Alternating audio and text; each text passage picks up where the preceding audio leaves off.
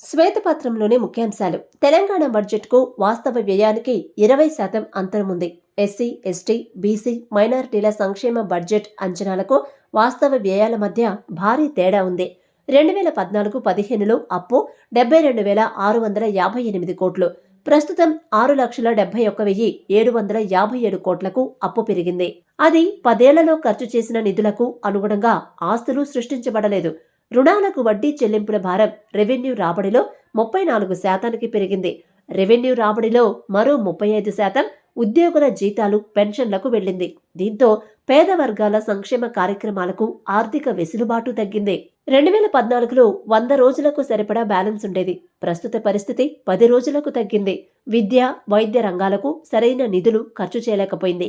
రోజువారీ ఖర్చులకు కూడా ఆర్బీఐపై ఆధారపడాల్సిన పరిస్థితి వచ్చింది. 2014లో మిగులు రాష్ట్రంగా ఉన్న తెలంగాణ ఇప్పుడు అప్పుల ఊబిలో కూరుకుపోయింది. బడ్జెటేతర రుణాలు పెరగడమే ఈ పరిస్థితికి కారణం. తాము 6 గ్యారంటీలను అమలు చేయడానికి కృతనిశ్చయంతో ఉన్నాము. అందుకే ఆర్థిక పరిస్థితిపై శ్వేతపత్రం విడుదల చేశామని అన్నారు.